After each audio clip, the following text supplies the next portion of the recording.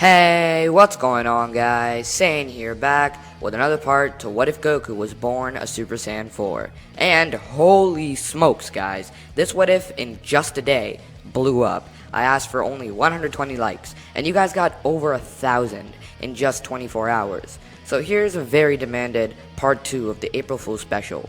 Before we begin, make sure to drop a like and subscribe. It'll only bring you more videos. If you want to follow my socials, link in the description for that, as well as the Discord server. It's a cool place to chill, so come join.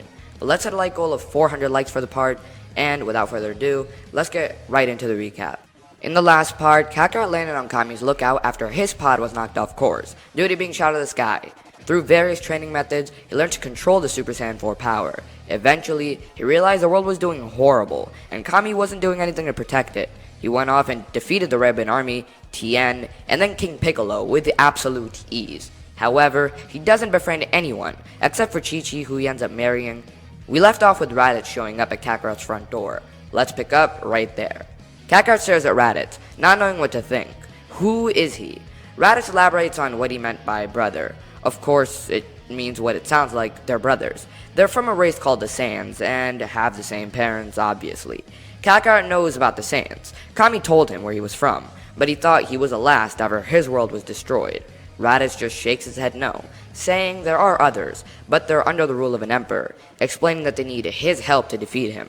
Raditz would know about his brother's high power level. His father and mother told him that Kakarot was going to be rescued and sent to Earth because of that power. He thought they could use that to defeat Frieza. Raditz doesn't make any moves against him, and is cautious, because he knows if what his parents said was true, then Kakarot could swat him like a fly. Raditz says, how about you show me some of that power? Kakarot has no problem doing that. He loves to fight. He doesn't transform into a Super Saiyan 4 yet, but he does power up. Just the power from his max base is around Nappa. Raditz seems disappointed, but then Kakarot starts to power up even further, blowing Raditz away. When the smoke clears, he stands there in Super Saiyan 4. Raditz's eyes widen. His scouter breaks, with the last power level being 500,000. Vegeta and Nappa were on the other side, and also saw the scouter reading. They think it's a scouter malfunction, but Vegeta is a little worried. What if this Kakarot is extremely powerful? Is he the legendary Super Saiyan? Raditz seems to think so. After seeing his power level multiply 1,000-fold and the appearance change, there's no doubt about it. Raditz seems ecstatic. They can finally kill Frieza and be free of the rule. Now hear me out. I think Kakarot would be more than happy to help. This Frieza guy seems like somebody who might actually be able to give him a fight. Plus, this so-called brother of his, he hasn't known, and anybody from his kind. He's just super excited to get to know them.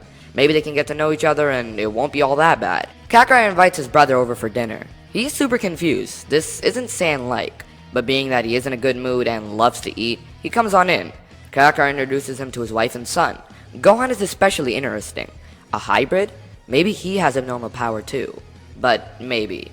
After eating, Kakarot and Raditz go far away and start to spar. Raditz says that the journey will be about a year. He thinks that maybe they should train a little before, to get Raditz's power level a little higher. So for a month, Raditz and Kakarot do high intense training. Every time Raditz gets stronger and gets a Zenkai, boosting him further.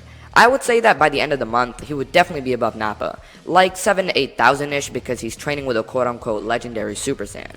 They hop in the pods and go off, talking on the way. Raditz tells his brother about stories from their past, talking about their parents, and how Saiyans were thriving before Frieza took over.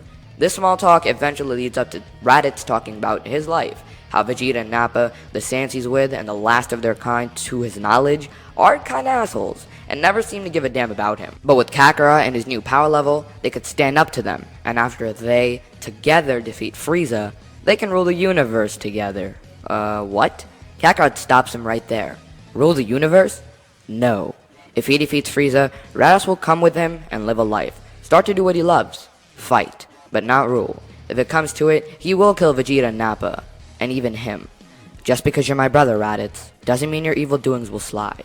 Raditz gulps. You know what? Maybe fighting and living isn't that bad. A lot of time passes and eventually they run into Vegeta and Nappa. They try to pick on the two low-class Saiyans, but Raditz punches Nappa miles away. Kakarot turns into Super Saiyan 4 and stares at Vegeta. I'm here to help you, to stop this threat. If you get in my way or do any evil, I will kill you. Understanding the ultimatum, Vegeta takes a step back, collects Nappa, and says they need to train first. While Kakarot is extremely strong, the other three are nothing compared to even Ginyu. They start training, and that's what they do for 6 months. Now this would be similar to the gravity training that Goku did, without gravity. And except for 6 days, it's 6 months, which is a lot of time to train. So I feel like all of them would get a minimum 20 times increase in power, considering they are training with Kakarot. This puts Kakarot and Nappa's base at 80,000, Vegeta's at 360,000, and Raditz at 160,000. Now, hear me out. Kakarot would be weaker than Raditz and Vegeta in base. He is kind of not getting that much benefit from this fight because he is the stronger one and is kind of busy working with everybody else. So while his base is weak, his transformation puts him above everybody else by miles. So moving on, they hop in their pods and head to Frieza Planet 79. Once there, Vegeta and Nappa just start to blow everything up, killing every soldier in sight, exploiting all the technology and buildings. Frieza obviously would notice this and send in Zarbon and Midoriya. For extra assistance in case they need it, he calls in the Ginyu Force, who are just a little further away from the planet. Zarbon and Midoriya assume a fighting stance, but Raditz gets in front of both of them and with a single ki blast evaporates them. The Ginyu Force come and try to fight, but Nappa kills Raccoon and Goldo. Vegeta kills Jason Birder, and powering up into Super Saiyan 4, Kakarot wastes no time in killing Ginyu. To put this in simple words, this will be a massacre. The big boss Frieza steps up, and the group tell Kakarot to stay back as they want to get a stab first. While being a lot more powerful than before, Frieza's first form is more than enough to deal with all three of them at once. Vegeta comes close, but not that close. Kakarot starts to fight Frieza, holding back heavily, and he isn't actually that disappointed yet. After some time, he turns it up, which forces Frieza to turn it up. Going into his second form, Frieza doubles his power, fighting Kakarot on par once more. This is getting exciting, Kakarot thinks. Somebody who can finally match up to him? This excitement makes him power up further and further, eventually to a point where Frieza can't keep up. He then powers up in his final form, Kakarot is blown away by. At first, but after a second, he lets out more of his power and it just goes back and forth for a while. Until Frieza uses his max power and Kakarot starts to pull a Superman and just beat the hell out of him. Frieza's max power doesn't even match up to anywhere near Kakarot's. He's swiftly killed. But wait, there's more. King Cold arrives on the planet after hearing it was under attack, and his forces rush down to take on the Saiyans. Kakarot pulls out 3 Senzu beans and gives it to the 3 Saiyans, causing a huge Zenkai, like Namek level Zenkais, to occur. Prepared, they rush in to counter, and once again it's a massacre. King Cold tries to fight Kakarot, and that doesn't go so well. He too is quickly discarded. Kakarot then says they should head to Earth. Hesitant at first, Vegeta doesn't want to listen, but then he says screw it because there's really nowhere else for him to go. Nappa follows him, and Raditz was going to go anyways. They arrive, and Kami contacts Kakarot, making sure this isn't going to be a problem. Kakarot just says not to worry. If they try and kill anyone, he'll just kill them. Raditz settles down in a house near Kakarot's that they built together, and they all really need to get professions this time around. Raditz tries to become a boxer. He's super powerful and loves to fight. If there's a job out there for him, it's either a bounty hunter or boxer.